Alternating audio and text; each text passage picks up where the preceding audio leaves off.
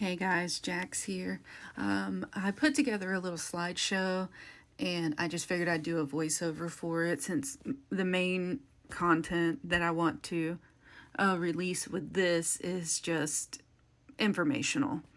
So, this is basically a frequently asked questions section all about autism testing for adults. These are some of the most asked questions that I get if I'm just talking to new clients or people who are interested in getting tested for autism. I do have a YouTube page that I just started up. So if you want to help me grow, you can go to Jax Rax. It's the same handle that's listed down in the bottom right hand corner. And if you could just give me a like and a subscribe, I'm hoping to get at least 50 subscribers so that I can go live and do live behavioral coding breakdowns during live sessions so that I can interact with people more.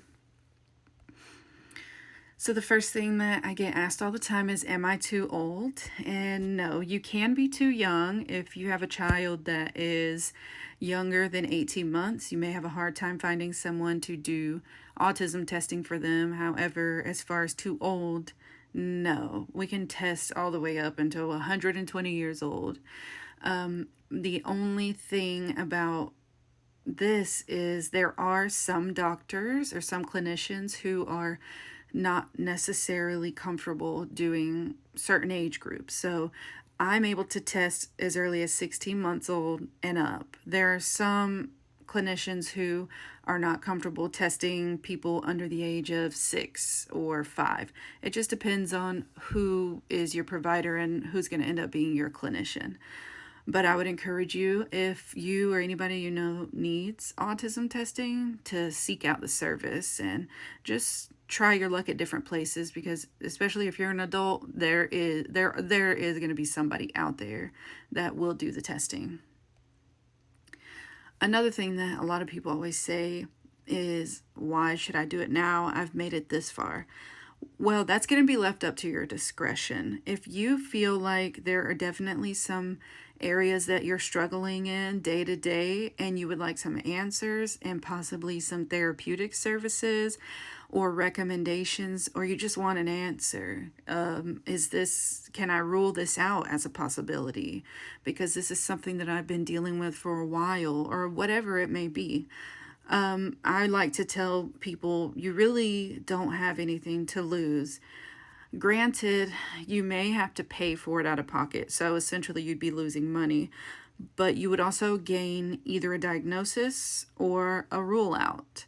So in the end, it kind of works out for you, because if you have to, give up the cash money, or if your insurance company doesn't cover it, or if it does cover it and you do get the testing, then if you do have a good clinician or a good clinical psychologist, they will give you a full breakdown, a full report loaded with recommendations and anything that could help service you in the future.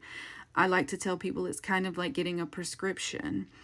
Think of it as, when you get the report, instead of getting a piece of paper that says you need medication, it's going to be a piece of paper or a variety of pages that will allow you to get services that you need, kind of like a prescription.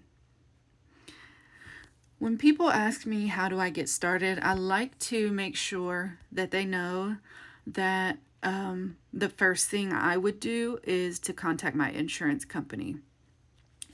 If you don't have insurance, then I would contact a doctor's office that you would like to possibly get autism testing from, and like a psychologist office. And a lot of times what they can do is work out a payment plan with you, or they could set it up to where you only pay a deposit, and then once the report is ready, you'll pay the other half, and things like that. There's a lot of different ways that different doctors will work with you. It's just a matter of calling and finding out what works best. And if you do have insurance, you could ask the insurance company who is in network with me. And if you have insurance and nobody's in network with you, there are providers that will do it for you out of network, and then you can ask for a super bill at the end of it. And when you get the super bill, you can submit it to your insurance company and possibly get reimbursed for at least some of that, if not all of it.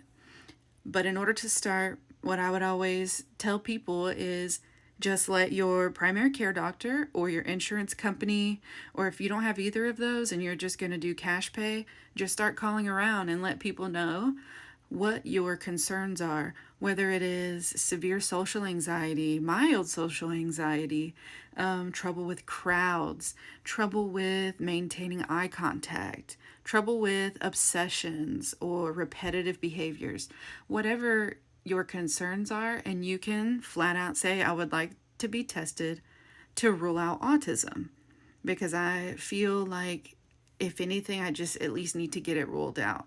And that is always a good place to start. When you do autism testing, it is not anything scary. It actually is, we use the ADOS too. It is ADOS, that's the Autism Diagnostic Observation Scale. And what that is the test that we use to conduct all of our autism evaluations. Now, we will not give you a diagnosis based off solely that test. There will be other questionnaires, there will be other tests that come along in the evaluation, and it's a lot of times you'll need maybe 2-3 appointments or one long session. It just depends. Especially for little kids, it's best to just get them in about an hour or so before they get restless and don't want to participate anymore. But different clinicians will do different things in that aspect. So mainly what we do is observe. That's pretty much it. We'll ask you some questions. We'll have conversation with you, kind of like an interview, and then we'll observe you. And a lot of times we like to incorporate a IQ test. So that'll be different questions, looking at puzzles, looking at pictures, different things like that. And it just really depends on the person. But as far as the autism test, there is no blood draw that we can do. There's no brain scan that we can do. It is based mainly on interacting with the clinician and the observations that the clinician will make. This test has very specific items that we're looking for and very specific criteria that has to be met. So we get all of that information through doing this test. A lot of people will say to me, you can tell just by doing that. A lot of times I myself can tell if somebody is autistic within the first 5 minutes. Now, I'm never going to turn somebody away and just say, oh yeah, I already know that you are, so I'll just write it up. No, I'm going to administer the full evaluation, because the test itself requires you to go through very specific tasks and very specific criteria so that I can see what responses you give me, and then I have to code it numerically. So basically you're giving me behavior and I'm coding it in the end. I won't do that in front of you. That'll be something that I do on my own time, but all of the observation and conversation will be done between myself and whoever the client is. So that was everything that I could think of for frequently asked questions, just kind of like a part 1 for autism testing for adults. Let me know in the comments if there's any other questions that you can think of that I can go through with you. This video is it's going to be about 10 minutes long, so I hope to make other videos in the future.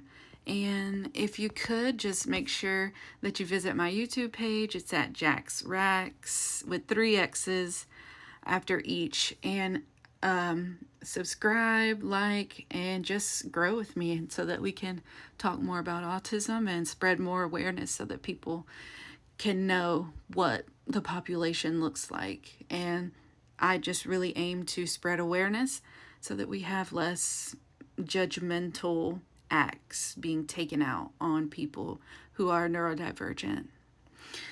Thank you.